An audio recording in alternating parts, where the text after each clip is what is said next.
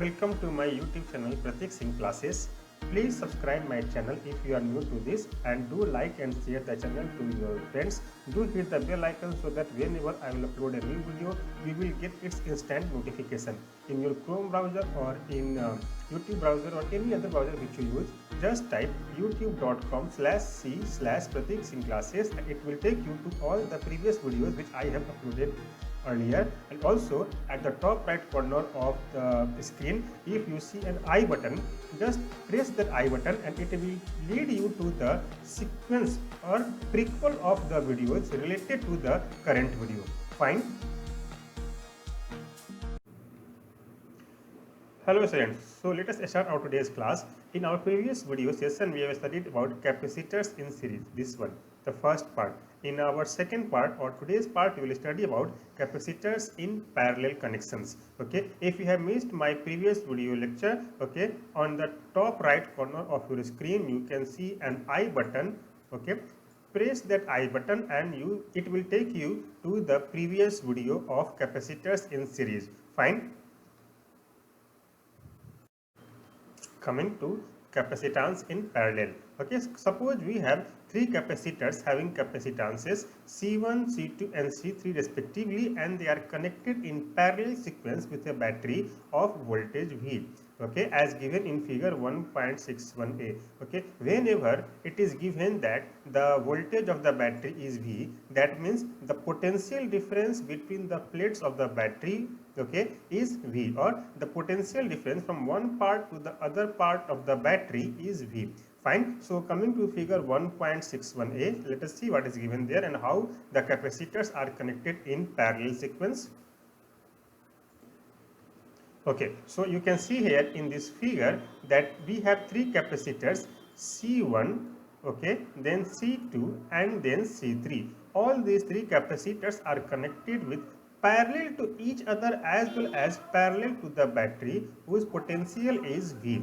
Fine. What will happen here is when the circuit is switched on, the charges will flow from the battery to the capacitors and again back to the battery, but not in equal amount. Means whatever amount of charge will come out of the battery will not be the same when coming in the battery when the circuit is complete. Fine. In this figure B, 1.61 figure B, okay, at the place of three capacitors we have an equivalent capacitors. CP means capacitors connected in parallel. Okay, in our previous video in figure 1.60 you have seen that it was written CS, that means equivalent capacitor when it is connected in series, and here CP means equivalent capacitor when connected in parallel. Fine. Now coming to our theory part.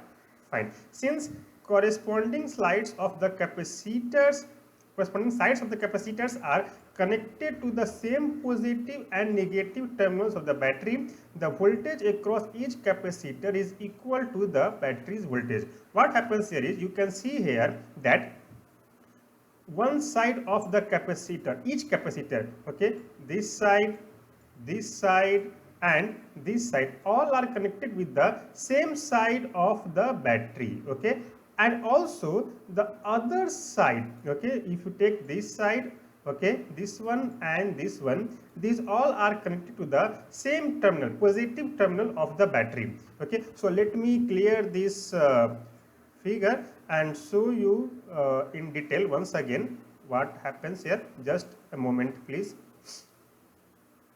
Okay, I'm just erasing it to show you how does it look like or what does it really mean that all the sides are connected to the same side.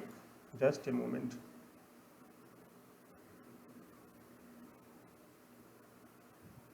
Okay, almost done.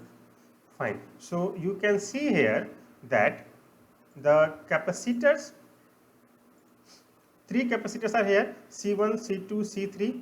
Okay, the capacitances of the capacitors are C1, C2 and C3 respectively. Fine. If you take this terminal of the capacitor C1, this one of C2 and this one of C3, all these three are connected to the one terminal or the negative terminal of the battery. Likewise, the other terminals of the capacitors or the other side of the capacitors, as you can see here in the figure, okay, that 1 minute. See here, C3, C2 and C1 terminals, all of them are connected to the positive terminal of the battery, as you can see here. Okay, that is what given here, that because all of them are connected to the same terminals, that means they will have same voltage. Always remember that when the resistors or even capacitors are connected in parallel, okay, the voltage is same. When they are connected in series, the voltage changes with each part. Fine. Okay, since capacitance of the capacitors is different, the charges stored in each capacitor is not the same. Here we have seen in figure 1.61 that the capacitance of the capacitors are respectively C1, C2 and C3. That means the charge stored in each capacitors will be varied or will be different. Let charge stored in three sorry, capacitors be Q1, Q2 and Q3 respectively. That means in capacitor C1 the amount of charge stored is Q1, likewise in C2 the amount of charge stored is Q2, and in C3 the amount of charge stored is Q3. According to the law of conservation of total charge, that means total charge earlier is equal to total charge at the end. The sum of these three charges is equal to the charge Q transferred by the battery. That means the amount of charge stored in the capacitors C1 plus C2 plus C3 is equal to the amount of charge coming out or came out from the battery. That is, if Q amount of charge have come out from the battery, it must be equal to the amount of charge stored in the three capacitors. That is, Q is equal to Q1 plus Q2 plus Q3. From our previous records, from our previous video, we have seen that Q is equal to C into V. Okay, that is charge is equal to capacitance into potential. So we can substitute this equation in equation 1.106. That is, at the place of Q1 we can write C1V, at the place of Q2 we can write C2V, and likewise C3V. Okay, we know very well that because the capacitors here C1, C2 and C3 are connected in parallel, the voltage in all those three will be same. Okay, so Q is equal to C1V plus C2V plus C3V as given in equation 1.107.